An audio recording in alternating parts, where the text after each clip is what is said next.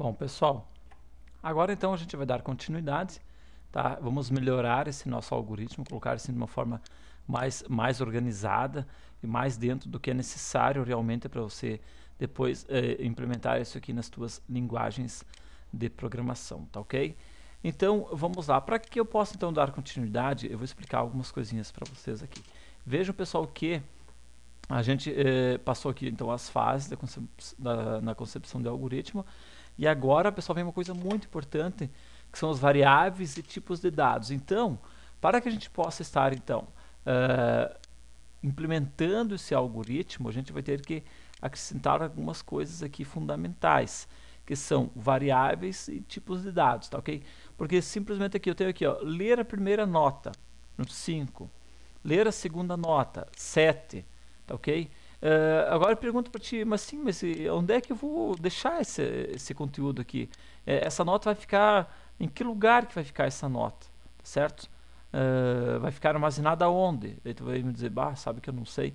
É aí que entra a questão das variáveis e os tipos de dados, tá certo? Então, essa nota 1 aqui, essa primeira nota aqui, essa segunda nota aqui, esta soma aqui e esta média, tudo isso aqui eu posso estar armazenando em variáveis, tá certo?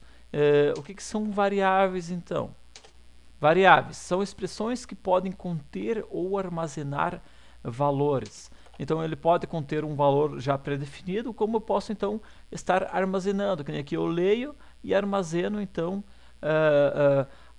o número 5, a nota 5, certo? Na primeira variável, a nota 7 na segunda variável e assim por diante, tá ok? Só que para mim poder usar variáveis, pessoal, eu preciso então saber que tipo de informação que eu quero armazenar nesta variável. Então, raciocine comigo aqui, ó. Por exemplo, nota, aqui eu quero nota. Que tipo de informações que podem conter uma nota? Por exemplo, deixa eu apagar isso aqui. Esse é meu teste de mesa. Tá? Se tu fosse analisar bem, imagine uma nota pode ser 6, pode ser 8.5, pode ser 9.4, enfim, isso aqui tá? É dessa forma então que eu coloco a nota, tá ok? Então, agora eu vou mostrar para vocês os tipos, no caso de dados, os mais usados. Vou mostrar agora a princípio 3. Claro, tem mais, eu vou mostrar então com o andar da carruagem e eu mostro os outros tipos que tem. A princípio vou mostrar esses 3 para vocês, que são os mais usados aqui, ó. Então, o tipo inteiro, tá certo? O que é o tipo inteiro? É aquele tipo de dado quando eu vou informar, por exemplo, a idade. Veja, pessoal, que inteiro, como o próprio nome já diz, é um número inteiro, ou seja, é um número que não tem, por exemplo, 35.4, 35.8, não. É um número redondo, tá ok? Então, esse aí é um dos tipos de dados bastante utilizados. Outro é o tipo de dado real, tá certo? Por exemplo, seria qualquer número real, inclusive os fracionários, por exemplo, 35.4. Ou seja, se eu colocar um número inteiro aqui no tipo de dado real, vai funcionar também, certo? Ou seja, se eu fosse colocar aquele número 35 que, tá lá, que eu defini lá, a idade da pessoa aqui no real, iria funcionar, certo? Agora, se eu pegasse esse 35.46 e colocasse lá no inteiro, já não iria funcionar, já iria dar erro, tá ok? Então, são números fracionários usados, por exemplo, para moeda, para quantidades, tá ok? Então, sempre que for um número que possa ter valores quebrados, ou seja, que esse número possa ser fracionário, tá ok? Esse tipo de dado possa ser fracionário, por exemplo, então, o número ponto alguma coisa. E o outro, caractere. Então, qualquer conjunto de caracteres alfanuméricos. Exemplo, nome igual a Neri e Neitz, por exemplo, certo? Lembrando que sempre quando for tipo de dados caractere, eu preciso colocar entre aspas, tá ok? Aspas simples ou aspas duplas, dependendo da linguagem de programação. Então aqui, em algoritmos, a gente vai usar o aspas duplas, mas poderia ser o aspas simples também, se tanto faz, tá ok? Certo? Então agora, pessoal, a gente vai voltar para no nosso algoritmo lá, tá? E vamos usar essas variáveis e tipos de dados, tá ok? Então vamos voltar para cá. Então, o seguinte, esse nota, que tipo de dado seria, pessoal? Seria inteiro, real ou seria string, caractere no caso, né? Uns chamam de cadeia, outros chamam de string, outros chamam de caractere. Certo? Então aqui, ó, poderia ser caractere, eu já vi alguns livros que usam como string, outros que usam como cadeia, tá certo? Enfim, Se tu colocar aqui texto em vez de caractere, tanto faz, vai funcionar da mesma forma. E você entendendo então que o tipo de dado é um tipo texto, tipo caractere, tipo cadeia, tipo que seja um conteúdo alfanumérico, então não tem problema, tá ok? Então anota que tipo de dado que é inteiro, real ou é caractere. Veja que a nota eu posso ter 8.5, então ele obrigatoriamente vai ter que ser do tipo real, tá certo? Então como é que eu coloco essa nota aqui? Então pessoal, é o seguinte, ó, na maioria dos livros de algoritmos, logo após aqui o nome aqui são definidas as variáveis. Então tu pode colocar um var aqui na frente para indicar que aqui então eu estarei criando as minhas variáveis.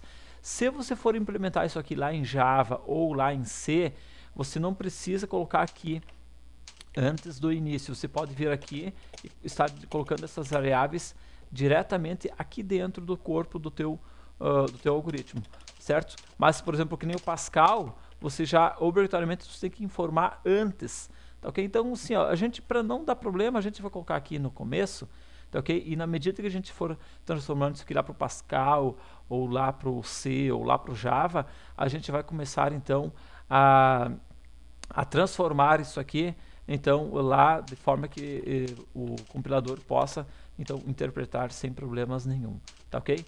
Então, variáveis, tá certo? Como é que eu vou definir aqui minhas variáveis? Eu tenho aqui, ó, eu preciso ler duas notas, certo? Então, para cada nota, eu vou armazenar em uma variável.